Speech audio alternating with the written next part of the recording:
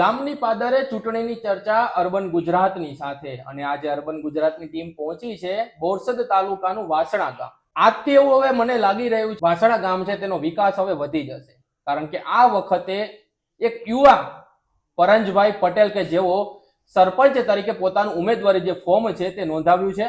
વધુ માહિતી સાથે આપણી સાથે પરંજભાઈ જોડાઈ ગયા છે. આપણે સીધા એમની સાથે વાત કરીશું. પરંજભાઈ, તમારી ઉંમર નાની છે, વિચારો સૌથી મોટા છે અને કામ કરવાની તમારી શક્તિ પણ વધુ છે. કેવી રીતે તમારો આ જે વિચાર છે હવે ઉમેદવારી સરપંચ તરીકે મારે તમારા ગામની અંદર તમારે સરપંચ બનવું? ઉમેદવારી કરવાનો વિચાર મને પહેલા તો એવી રીતે આવ્યો કે હું એક નાના કાર્યકર્તા તરીકે કામ કરતો હતો. લોકોના નાના મોટા કોર્ટ કચેરીને લગતા, આરોગ્યને લગતા કે શૈક્ષણિક સંસ્થાઓને લગતા હું શૈક્ષણિક અને સામાજિક સંસ્થાઓ જોડે સંકળાયેલો છું. એટલે નાના મોટા કામ કર્યા. વાસણા ગામનો વિસ્તાર મોટો છે, સીમ વિસ્તાર મોટો, અને બોરસદની નજીક મદીનાનગર તવક્કલ વિસ્તાર આવેલો છે. એ લોકોએ મને ધીરે ધીરે મારી કામની પદ્ધતિ જોઈ અને કહ્યું કે સરપંચની ચૂંટણી આવે છે તો તમારા જેવા યુવાન, શિક્ષિત અને સક્ષમ ઉમેદવારની જરૂર છે.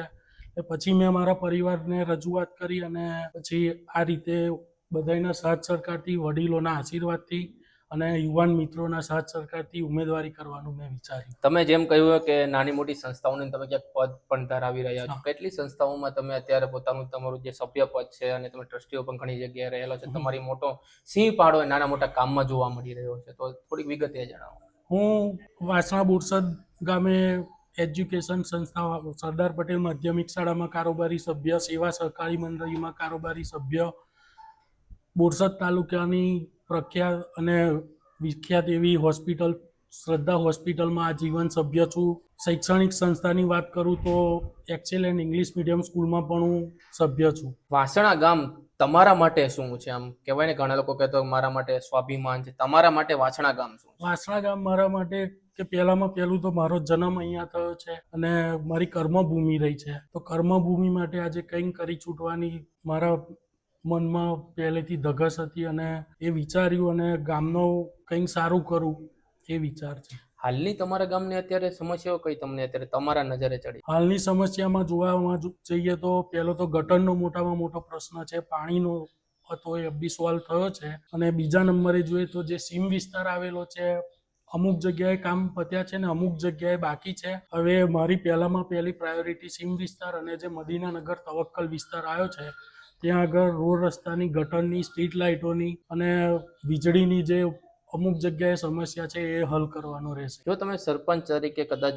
ચૂંટાઈ જાઓ છો અને તમે જીતી જાઓ છો અને વાસણા ગામના તમે સરપંચ બનો છો, તો તમારી પહેલી પ્રાયોરિટીમાં કયા તમે 5 કામો કરશો? મારી પહેલી પ્રાયોરિટીમાં રોડ, ગટર, પાણી, રોડ રસ્તા. પછી જે આપણે પ્રધાનમંત્રી આવાસમાં, કારણ કે અમુક વિસ્તારો મેં જે પ્રચારમાં ફર્યો અને જોયું કે અમુક લોકોના ઘર બહુ ડિફિકલ્ટ કન્ડિશનમાં છે અને સરકારશ્રી આજે પ્રધાનમંત્રી આવાસ યોજના આલે છે અને રૂપિયા 1.5 લાખ આજે લાભાર્થીને જો મળતા હોય તો મારું પહેલામાં પહેલું એ છે કે હું જ્યારે સરપંચ બનીશ તો સર્વે કરાવીશ અને જે બીપીએલ સ્કોરમાં આવતા હોય એ લોકોને પ્રધાનમંત્રીનો આવાસ જલ્દીમાં જલ્દી કેવી રીતે મળે એ કેવી પ્રાયોરિટી છે. બીજા નંબરે વાત કરું તો રોડ રસ્તાની સીમ વિસ્તારમાં અમુક જગ્યાએ બહુ ગંભીર સમસ્યા છે, કારણ કે અત્યારે શું ચોમાસાનો સમય છે ને હું ગયો પ્રચારમાં મને ખુદને એવું થયું કે આ પ્રાયોરિટીમાં લેવું જોઈએ એવું છે. બીજા નંબરે વાત કરું તો આરોગ્યલક્ષીમાં આજે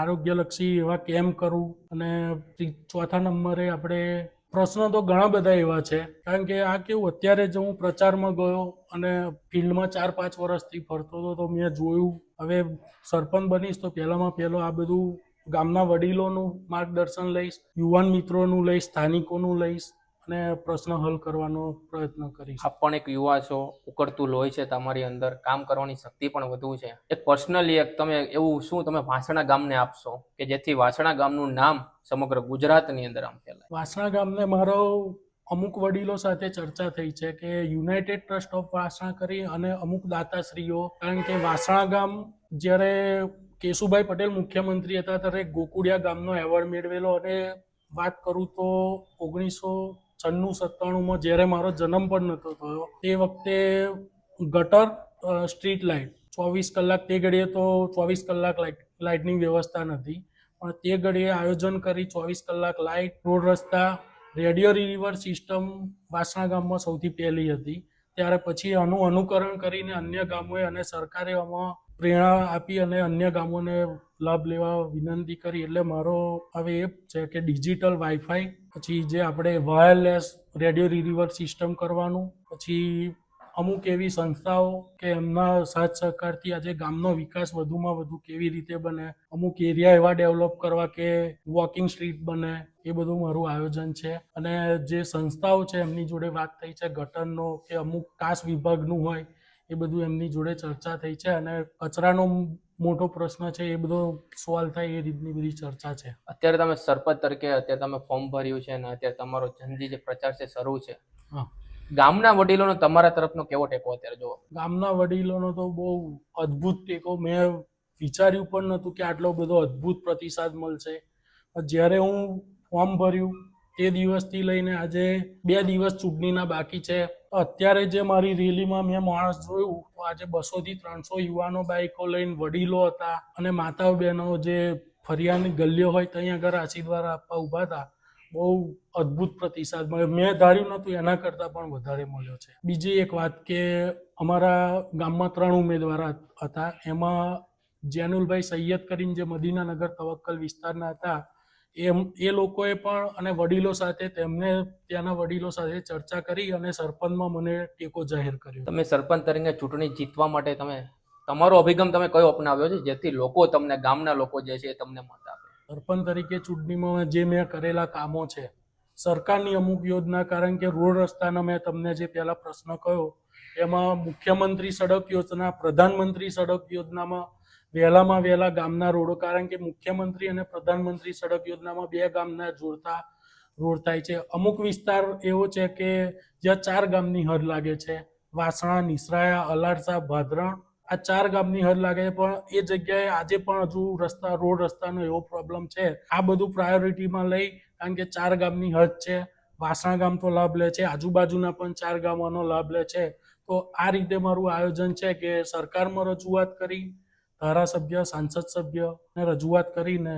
વાસણા ગામ માટે તમારું સપનું શું છે? વાસણા ગામ માટે મારે વિકસિત ગામ બનાવવું છે અને એનઆરઆઈઓ અને દાતાઓના સાથ સહકારથી આજે ડિજિટલ ગામમાં વાઈફાઈ, સીસીટીવીથી સજ્જ ગામ બનાવવું છે. સ્ટ્રીટ લાઇટ તો છે જ, પણ હજુ એમાં કંઈક સુધારો વધારો કરવાની જરૂર પડે તો એ કરવું છે.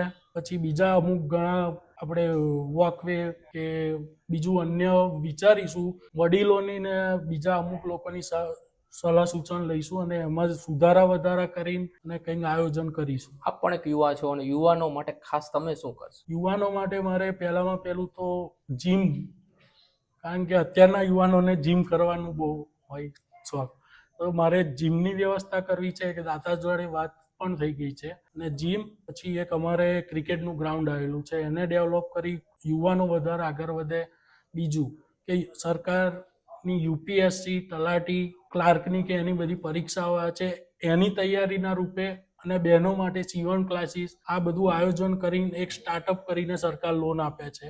યુવાનોને ભેગા કરીને એક સેમિનાર કરવાનો વિચાર છે અને વધુમાં વધુ એવા લાભ લઈ શકે એ રીતે યુવાનોનું માટે પણ મારે વિચાર છે. વાસણા ગામના લોકોને તમે છેલ્લો સંદેશો શું પાઠવવા માંગશો? વાસણા ગામને મારો છેલ્લો સંદેશો એ જ છે, કર્મભૂમિ માટે કંઈક કરવા માટે નીકળ્યો છું. આપ બધાય સાથ સહકાર આપવાના છો ને વિજય બન્યા પછી આપ બધાયના સાથ સહકારથી, વડીલોનું માર્ગદર્શન લઈને, યુવા મિત્રોનું માર્ગદર્શન લઈ અને કંઈક ગામમાં નવું થાય. બોરસદ તાલુકામાં, આણંદ જિલ્લામાં અને ગુજરાતમાં વાસણા ગામ નકશામાં કંઈક અલગ દેખાય એ રીતનું આયોજન છે. ખૂબ ખૂબ ધન્યવાદ પરેશભાઈ, કારણ કે પરેશભાઈ જે છે તે પોતાની ઉંમર 29 વર્ષની છે અને અત્યારે વાસણા ગામની અંદર તેઓ પોતે સરપંચ તરીકેનું જે ઉમેદવારી જે ફોર્મ છે તેઓએ ભર્યું છે અને અત્યારે અમે પણ અત્યારે પ્રચારમાં જોડ્યા હતા ત્યારે એવું લાગી રહ્યું છે ખરેખર એમની જે મહેનત છે એ રંગ લાવશે. આગામી સમયમાં આપણે જોઈશું, ફરી એક નવા ગામ સાથે મુલાકાત કરીશું. બસ આવી જ માહિતી સાથે જ અમારી સાથે જોડાયેલા.